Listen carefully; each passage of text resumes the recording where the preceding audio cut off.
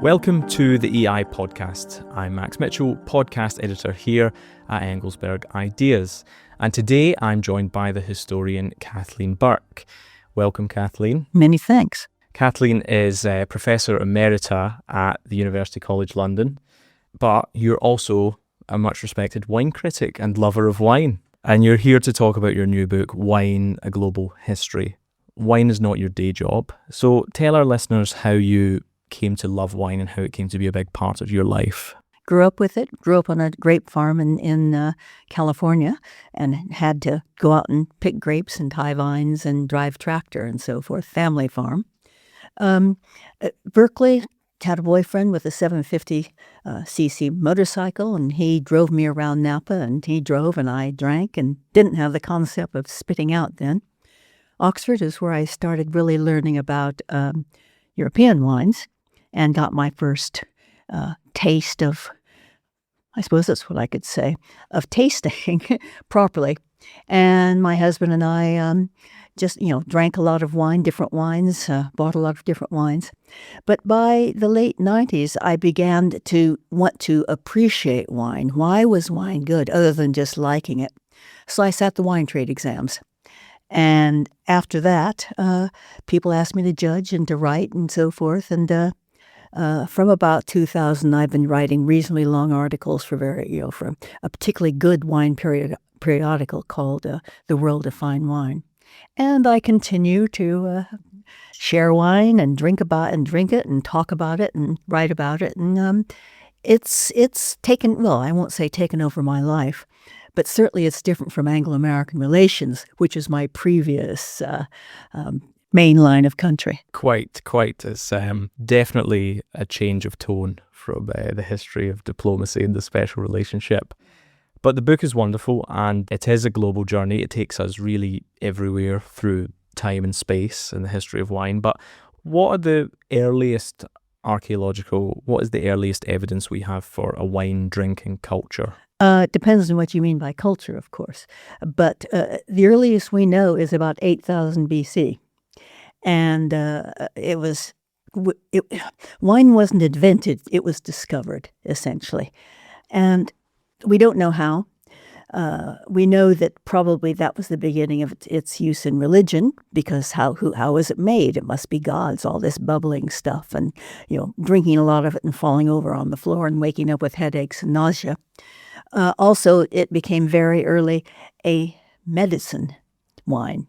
But the main thing, of course, until writing is developed, is archaeology. We would not know about wine or a great many other things before the advent of writing if we didn't have archaeology.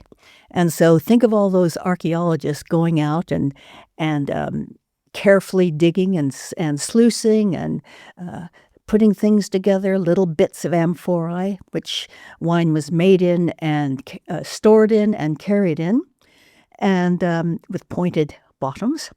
And they spent a lot of time putting these bits together. And it was discovered fairly early on that when there were sort of stains in the sides and bottoms of some of these, and testing it, and it came out with tartaric acid, and that became the fingerprint of wine. So that from the earliest they could see how it developed, and this came from archaeology. We wouldn't have it otherwise. And another discovery from archaeology is that the actual wine grape that we have today is quite different from the wine grape before it was domesticated. So you write in the book that the modern vine is hermaphroditic. It doesn't need insects to pollinate it. How did cultures figure out that you needed to do something to this grape to change it in some way? Well, you're quite right. There tends to be a female grapevine and a male grapevine. And somehow, whether by a man or a woman or bees, when they crossbred, and then you're quite right, the vine became hermaphroditic. And that's because the female vine would produce sort of grape-like things. And so when that happened, that's when you could start getting the grape juice and make wine. So not only archaeology, but bees, I think, nowadays is. But that means domesticating a vine, is bringing the two together somehow. And it's domesticated grapes that produce the grapes that we make wine out of. And we're talking about the Caucasus now. We're talking about Georgia, which is probably where the original wine came from. That's at this point the earliest archaeological evidence comes from this part of the Caucasus, and people tested it and they figured out what it was, and I mean the usual sort of development. But it tastes nice. They found out fairly early that it tastes nice. And what role did the Canaanites and the Phoenicians play in the spread of wine culture across the Mediterranean? Yes, the Canaanites are some of my heroes. Land of Canaan, which includes what is now Lebanon and Israel and parts of Syria and so forth. That was essentially the Canaanites that lived on the coast. They all lived on the coast. And right in their area was the Bekaa Valley in Lebanon, which is one of the great wine-producing areas now. And what they did, what the Egyptian pharaohs liked, for example, was the cedars of Lebanon, which was the great wood to build things with.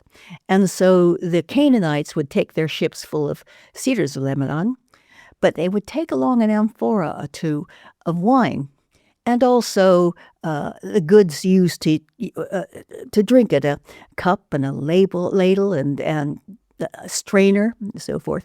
And they gave these to the kings and the pharaohs, and they decided they wanted to make their own wine. And who did they turn to? The Canaanites. Well, the same thing happened in Crete, Cyprus. And the Canaanites, in due course, were supplanted, one might say, by the Phoenicians in the same area. They essentially grew out of each other. It wasn't an invasion or anything. And they did the same thing, and they moved it down the Mediterranean, all the way, in fact, to Spain. One thing the Phoenicians did was to found Carthage in Tunisia, and Carthage as well. They had hundreds of acres of vines, and they also began to export it where the Etruscans were in Italy, which is now Tuscany, of course. So it was these men who actually were responsible. And then, of course, the Greeks got into the action and tried to shove out the Phoenicians, and then in due course it was Rome who shut out the Greeks, and on we went. And so what kind of wine was this that everyone was drinking in the ancient world? What would it taste like, and how was it made? And was it different from the kind of wine that we drink today? It's not different from sweet wine that we drink today. The point is, in the olden days, including, in fact, practically till the 17th century, wine was all sweet. The Greeks loathed sweet wine. Remember, there was very little sugar, just honey. So if you were wealthy enough, you got a lot of your sweetness from sweet wine. And wine that's very sweet also is the sugar preserves it. So even today, if you buy a sweet wine, say Sauterne or any of the others, it lasts a long time, even when it's open. So that was the main attraction. And if you didn't have sugar, of course, because everyone had to make wine, better than water, get calories when you don't have much else to eat. Bread and wine was more than just an invocation. It was lifeline. That's what you drank. So essentially, wine was everywhere in the European continent. It had its own origins elsewhere, of course. You spend a chapter on the Greeks and another chapter on the Romans. How did they treat wine differently from one another? Well, in Greece, it had Well, there were three approaches to it. First of all, men met in symposia and drank good wine and talked about philosophy and talked about politics and talked about sex. And that was some of it, as in Plato, gave a rather polished version. The poor drank at taverns, where you would go and you wouldn't pay that much, but a decent amount for them. And they would buy wine and they could buy food and they could get drunk there, or they could take it home and get drunk. Women weren't allowed to drink wine. It was thought that it would loosen women's libido because women are naturally lusty, of course. They can hardly keep their hands off men if they had drunk. So men didn't like their wives to drink because who knows what they get up to. The Romans, one real difference is that women were taken just as natural. They went to dinner parties with men, which you didn't do in Greece. They could drink themselves. Greece, if a husband found his wife drinking and he killed her for it, beat her to death, that was seen as quite all right because who knew what his wife was going to get up to? And so it was much looser, much more widely spread in Rome. There wasn't that. I mean, obviously, there are always going to be dinner parties who have different sorts of, but on the whole, it was a general thing, and everyone drank it to keep themselves healthy. If you were poor, gave you calories, could actually seem to cure things. And if you were richer, besides that sort of thing, it was pleasure. And pleasure was celebrated in the Roman Empire. And remaining in the ancient world, Christopher Nolan's adaptation of The Odyssey is out in cinemas at the moment, and it seems to be all anyone can talk about. And one of the great scenes in The Odyssey is when Odysseus plies the Cyclops with sweet wine before driving a burning stake through his eye. That is described as Maronian wine. What would that have been like? What kind of wine is that? Well, it was a dark red, very sweet, highly alcoholic wine. Which most people would drink with water. Well, yes, both the Greeks and the Romans diluted their wine. In Greece, the usual dilution ratio is 20 waters to 1 wine. The wine was a bit strong. The Romans diluted it a bit, 3 to 2 or something like that, but not like the Greeks did. The Romans were much more laid back, as it were, about wine and about what it was like and what it might do. But the Maronian wine and other wines like that, some of the great wines came from Lesbos, for example, Celephonia, Crete, and those wines were all sweet. They didn't really like dry wine. That is a later development. One of the interesting movements in the kind of history of wine was the fall of the Roman Empire. And you write that vines need political stability to grow and for trade routes to be safe enough for wine to be sold. So what happens to wine after the fall of the Roman Empire and, during late antiquity? Well, there wasn't much Mediterranean wine trade because of the pirates. So they had to go by land if they could go. Yes, I mean one reason that wine sort of didn't disappear but became much less widely grown was that, of course, they were invaded and conquered by various of the so-called barbarian tribes who preferred beer. So they didn't worry about the vines. Either they ripped them up or they ignored them, whatever. It was after Charlemagne came to power, later the great emperor of the Holy Roman Empire. And he was a very organized man. So he gave rules that were sent around his domain, saying, cleanliness, be careful of the fields. I want some of this wine back to me as part of my thing. But the point is also there was a great period largely of peace. And so people started growing vines again, essentially. And Charlemagne, in fact, then, because a lot of what is now Germany was then part of his empire, and he was a great Christian, he then encouraged monasteries to open up all along the Rhine, which later became known as the River of Wine. And the thing about the monasteries, of course, they had to have wine for the liturgy, and also their duty to help travelers who stopped, who, of course, would expect wine. So wine was carried through Germany, and from there through into Poland and so forth. This originated with the rules set out by Charlemagne and his encouragement of this export of wine. And yes, so you say that pilgrimage had a lot to do with wine growing in the Middle Ages, and also the Crusades and the wine needed for soldiers. Could you tell us a bit about how religious orders played into this revival of wine in Europe? Well, they had already, in Europe, all over the place, as it were. I mean, there were 400 Cistercian monasteries within the generation of their foundation, for example. So the place was littered with religious organizations of one sort or another.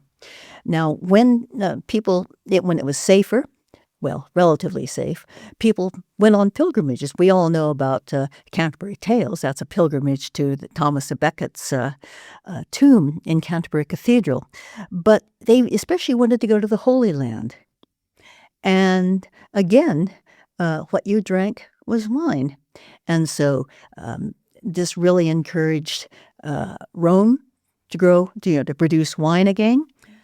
These monasteries were already along the area. You stopped there, and they had to have wine. The Crusaders also needed wine. And one thing that they did, they encouraged the drinking of wine. They encouraged their men to drink wine because that helped provide courage and strength. And it was obviously one of God's products, and so their people and monasteries along with them planted vines all over the holy places and so forth. So the Crusades really encouraged, the pilgrimages and the Crusades really encouraged the development of wine because there were thousands of people who wanted it to drink. So that really made it an incredible trade. And speaking of the courage that soldiers got from drinking wine, there's a phrase for that, Dutch courage. And the Dutch play a very important part in the history of wine, which I found very interesting after the Venetians and the Genoans and their kind of city-states controlling it for a while.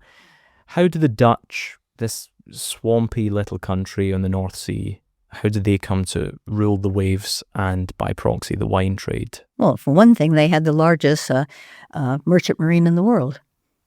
And they worked their way out around South Africa to the Dutch East Indies. And there, of course, for the Virgin Islands, the East Indies. The Dutch were the great traders.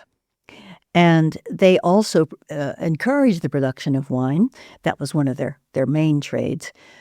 But also, one thing they did that was important, they had built all these dikes to provide land for them to build on.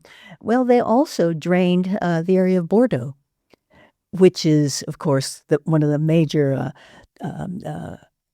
top wine producing areas in the world. So they did that. They also needed more white wine for their taverns at home. And so they discovered, they helped produce wines in Sauternes, but also the Loire, the white wines of the Loire. These are the Dutch. They discovered them, they encouraged them, they traded with them then.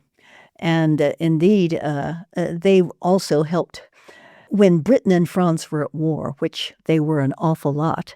I mean, 49 years in the 18th century, they were at war. And so the Dutch helped smuggle it into to Britain. So in that sense, the Dutch, for 3 centuries, was the motor of the trade and the motor of developments of wine, of different areas, different types. And during this period, we start to see a slight change in the kinds of wine.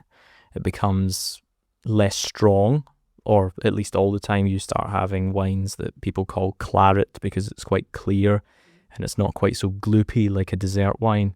How does this change come about? Do people's palates quite take to these more acidic, watery wines, as it were? Well, remember that there was this 100 Years' War between Britain and France, and England controlled a lot of Aquitaine or Gascony, whatever areas they called, and they produced wine.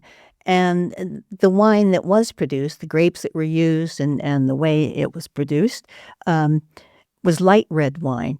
As you say, it was claret coming from the clarity, the lightness and the clarity of it. So in Britain, they became quite fond of this lighter wine. Also, that was what they could get from their own empire then. So it was drier, it was lighter, and it wasn't, as you put, gloopy and sweet. And the taste developed, that's all, especially amongst the aristocracy in Britain. And that's interesting because not only in France but elsewhere, but especially in France, the English were considered to have the greatest palates in the world. And even today, this country has the most knowledgeable and adventurous consumer market for wine in the world.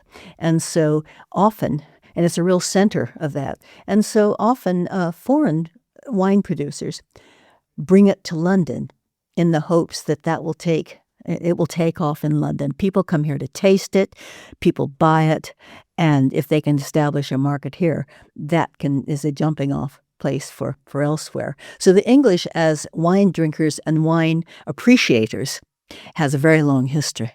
And moving on from Europe, a very interesting chapter in the book is on Islam and Islam's complicated relationship with wine. Tell us a bit about the wine culture in Arabia pre-Islamic times. What is that like? And then with the arrival of Muhammad and prohibition, give us a flavour of what is actually going on early in the Arabian story of wine. Well, in Arabia, wine was drunk by everyone for the same reasons as anywhere else. And Arabic poetry had a lot on wine, for example. And the Arabs, that area, and a bit further away, but mostly there, is where Muhammad came, established, as we know, from Medina and Mecca nowadays. And it was a question of whether or not wine was going to be allowed. And it was decided for various reasons, mostly because people could get drunk, and that was seen as not anything that Allah would like. And so it was prohibited. Well, this had a mixed reception over the next 1,000 years. And although it was prohibited for poor people and for the lesser classes, the rulers indulged in it themselves. So it was very mixed. And one thing that I found extremely interesting that there were 3 great wine poets. And one, of course, was Omar Khayyam, where you couldn't really, it was controlled by a very restrictive type of religion, and so you couldn't be for wine. So he wrote poems that actually talked about wine, but it was also used as a code for what was happening. And you'd gather in your homes. Well, if this is the literate sort, and drink wine and read your poems to each other. They thought of that as the earliest form of samizdat. In Russia, Soviet Union, remember, manuscripts written out would be passed secretly from home to home, reader to reader, and that's roughly, I think, what was happening there. But also, there were two other major poets. And one, Abu Duas, was quite known, the man with the long dangling locks. He was a libertine. Some of the caliphs really liked him, but he was a great poet as well. I mean, people like T.S. Eliot thought he was a brilliant poet.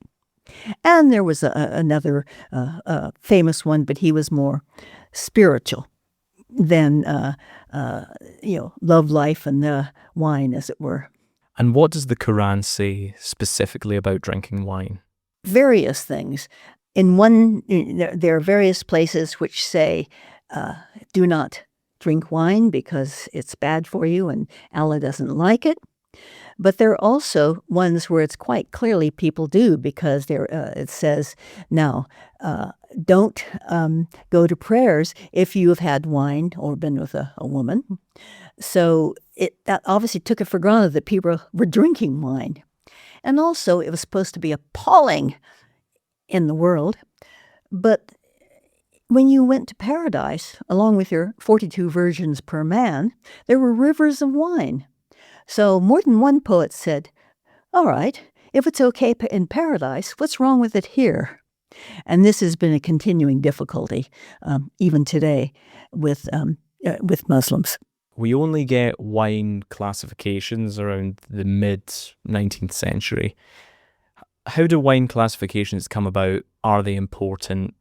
What does it mean for wine? Well, they came about because Napoleon, the Emperor Napoleon III, in 1855, decided that he wanted to have an exhibition that had been as great as the British 1851 exhibition. And one thing that was to show the various products. And the Bordeaux Chamber of Commerce decided it would be the wine because that was what made them known and great and so forth. And but how do you decide? And it was decided nothing to do with quality as such. No. It was the price they would call in the market, and the price was set by what the English would pay. And so it was divided into what were called 5 classes. The first class are the great wines from Bordeaux, Lafite Rothschild and Chateau Haut-Briand and so forth. And then came down the deuxième classé, the troisième classé, la quatrième classé, cinquième classé, and then everything else, which might be, if the good ones would be called bourgeois, cru bourgeois. And they when they were discovered, because the Bordeaux brokers did not want anyone to know what the wines were, because they figured people would come straight to the producers and buy it from them and take away a lot of the money from the brokers who bought it from, negociants really, who bought it from the producer, mixed it together into what their own wine was, as it were, and then sold it. So that classification still seems to have been written in stone. It's still used today, in fact, especially by those who buy wine regularly and think that maybe either it's an investment, of course, Chinese and the Americans and the British will buy it to invest or to collect. Not everyone, of course, but it was not the case then particularly. And a bit more depends on what critics say about wines. If you go to a shop, as you know, there's a lot of them have these labels on saying, decanter, bronze medal, that sort of thing. So the question of ranking wines is never stopped. It's just wider. If you want to drink a wine from one of my favorites, from Georgia or Ukraine, or Germany, or Austria, you don't look at what these various sort of high-grade collector wines and what they say about them, you know enough about them to think, I quite like wine from Ukraine, and you go buy some, and you experiment yourself if you are inclined that way. Otherwise, you find a wine or two that you like, and you buy that and drink that. So there is, in every country, but especially in Britain, a habit now of exploring in a way that when you felt you had to do what the major critics, Robert Parker, those in the 20 and 20, especially the 20th and 21st centuries will know, what he said would raise and lower a price of wine. Bordeaux would not say what the cost of their wine would be till Parker had given it a rank. So that is no longer particularly the case. There are wine critics who one follows because you trust their taste. But on the whole, there's a lot more experimentation. Wine merchants give tastings in their shops, and winemakers come over and visit, and you can chat to them and drink their Burgundy, that sort of thing. It's a much more widely raised, democratic approach to wine now than used to be the case. I find the wine culture in the US very interesting, and you spend a chapter on the US. You say that around 2/5 of Americans don't drink, and around 70% of Americans don't drink wine. And yet, every shop I go into, there's lots and lots of Californian wine, Zinfandel and things like that. But I just wonder, and there's lots of great wine in America. I was in Idaho recently for a wedding. We were on the Snake River, a dusty part of Idaho, but we were at this vineyard, very, very good wine that you would never hear of. And then we drank some wine from the Walla Walla Valley in Washington. Great wine out of Washington State and Oregon. Every state, all 50 states, produce wine. And so why is there not a wine culture? You're naming all this good wine from America, and there's lots of wine-growing regions in every state. Why hasn't a wine culture developed? For one thing, America has always been a spirits culture. Demon rum, whiskey, hooch, made in stills out in the forest or whatever. So that really established a spirits culture. I suppose wine was an elite drink for a long time, in fact. A lot of wine was destroyed in Prohibition from 1920 to 33. It nearly destroyed wine producing in California, for example, and a lot of other places, which then gradually reestablished itself. And the one real problem, one of many real problems about Prohibition is that in the earlier time, people drank dry wine. But during Prohibition, when you had illegal wine, or you could use wine for church purposes, it was sweet. And so they got in the habit of sweet wine, in fact. I mean, Prohibition, which was one of the major chapters on America that I wrote, was quite fun because the Prohibition law had a couple of loopholes. For example, you could make fruit drinks. Well, obviously it didn't occur to these legislators that grapes were fruit. And so what would happen was that in California, they would ship grapes to the East Coast or to the Chicago, and Italians especially made it at home, and they would be pressed into bricks, in fact, and they'd be wrapped up with a note inside saying, "This is a packet of yeast. Now, if you put that when you press your grapes, it would turn into wine, and that's illegal." Yeah.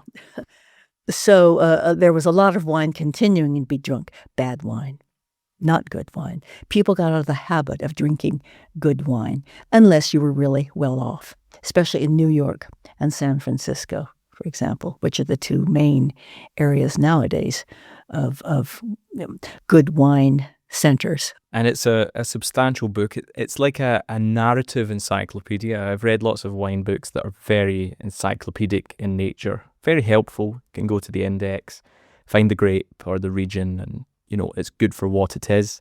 But it's very nice to read your book because it has a story and a narrative, and I just very much enjoyed that. But at the end of your book, you talk about climate change, and we're talking about plants, we're talking about vines and the sun and the terroir, and we are relying on the natural world for everything. So how will climate change affect wine going forward? Well, it depends on where you are. It's getting hotter from the south and moving north. One of my favorite types of wine, the Chateauneuf-du-Pape, which is in the southern Rhone Valley, they're having real difficulties. Even a grape that is a hot wine grape, all sorts of areas as it moves north is getting hotter and hotter. Bordeaux is going to be one of the ones really hit even more than it is now. But as this, not all countries suffered. I mean, for example, as Germany gets warmer, all of a sudden there's quite a lot of red wine being produced in Germany, in fact, and white wines that can be a bit different because the climate allows it. As you get north, Norway now has a number of really good wineries. So does Sweden. Even Denmark has a few. So what it does is changing the areas that are wine growing areas. It's very difficult in Tunisia and Morocco, both of which, and Algeria for that matter, have been producing quite nice wines this last generation or two. It's going to be very difficult for them. They have to choose very carefully where your shady areas are and so forth. Another thing that's happening is that certain grapes do not thrive in areas. And so, for example, Bordeaux has decided that there are 10 other types of grapes that can now be planted in Bordeaux. One is Touriga Nacional, which is the major Portuguese grape. So you're getting different types of grape. What's this going to do to the characteristics of Bordeaux wine, for example? If you've got two of these other vines, Burgundy, of course, stands out because the Burgundian growers, when it was suggested they substitute other grapes for their great grape that makes Burgundy, which is the Pinot Noir, and it is said that the temperature in Germany and the temperature in Burgundy shot up from the outrage of the Burgundian growers. It should be changed at all. So most quality wine growers are trying to stick it out one way or another. But how inexorable is climate change going to be? All sorts of attempts to modify it, to ameliorate it. But, it's us against the world. Well, Professor Kathleen Burk, thank you very much. My pleasure. I've enjoyed it.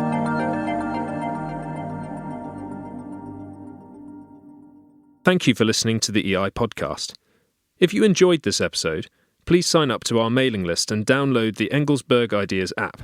Explore intelligent perspectives on history, culture, and geopolitics anytime, anywhere. And best of all, it's totally free. Until next time, thanks for listening.